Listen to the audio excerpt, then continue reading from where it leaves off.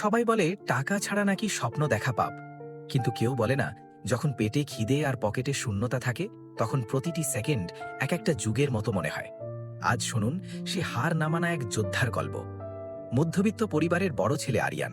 পকেটে যখন একটা টাকাও থাকে না তখন রাস্তার ধারের চায়ের দোকানের আড্ডাও বিলাসিতা মনে হয়। আরিয়ান প্রতিদিন ইন্টারভিউ দিয়ে ফিরত, আর সাথে নিয়ে আসত একরাশ অবহেলা, আত্মীয় স্বজনের বাঁকা কথা, বন্ধুদের এড়িয়ে চলা। সবকিছুই তাকে মনে করিয়ে দিত যে সে একজন ব্যর্থ মানুষ।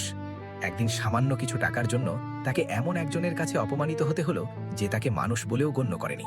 সেদিন আরিয়ান কেঁদেছিল, কিন্তু সেই চোখের জল ছিল প্রতিজ্ঞার। হতাশা যখন চরমে তখন মানুষের সামনে দুটো পথ থাকে, হয় হেরে যাওয়া, না হয় ঘুরে দাঁড়ানো।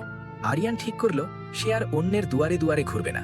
কিন্তু ব্যবসা করার মতো তো এক টাকাও নেই।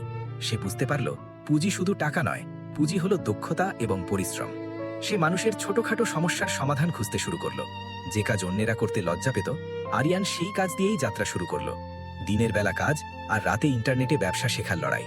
এভাবেই কাটতে লাগলো তার নির্ঘুম রাত। সহজ ছিল না কিছুই। মাসের পর মাস তার কোনো লাভ হয়নি। লোকে বলতো এসব পাগলামি ছেড়ে চাকরি খোঁজ, কিন্তু আরিয়ান জানত শিকড় যত গভীরে যায় গাছ ততটাই শক্ত হয়। তার মধ্যে তৈরি হলো লোহার মতো ডিসিপ্লিন। যেদিন তার প্রথম উপার্জিত 1000 টাকা হাতে এলো, সেদিন সে খুশিতে নয় বরং সার্থকতা খুঁজে পেয়েছিল তার দীর্ঘ ত্যাগের মাঝে।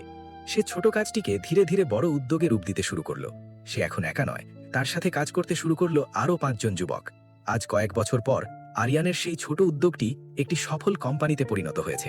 যে একদিন বাসের ভাড়ার জন্য মানুষের কাছে হাত পাতত, সে আজ শত শত মানুষের কর্মসংস্থানের ব্যবস্থা করে।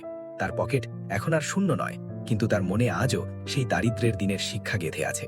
সে আজ শুধু একজন সফল উদ্যোক্তা নয়, সে হাজারো হতাশাগ্রস্ত তরুণের কাছে এক জীবন্ত অনুপ্রেরণা। গল্পের শেষে দাঁড়িয়ে আরিয়ান একটাই কথা বলে, আপনার বর্তমান পরিস্থিতি আপনার শেষ গন্তব্য নয়। পকেটে টাকা না থাকাটা ব্যর্থতা নয়, বরং হাল ছেড়ে দেওয়াটাই আসল ব্যর্থতা। আপনি যদি আজ মনে করেন আপনি একা, আপনার দ্বারা কিচ্ছু হবে না, তবে মনে রাখবেন অন্ধকার যত গভীর হয় সূর্য ওঠার সময় ততটাই কাছে আসে। ধৈর্য ধরুন, নিজেকে দক্ষ করুন এবং কাজ শুরু করুন। পৃথিবী আপনার সাফল্যের গল্প শোনার অপেক্ষায় আছে। সাহস হারাবেন না, লড়াই শুরু করুন আজই।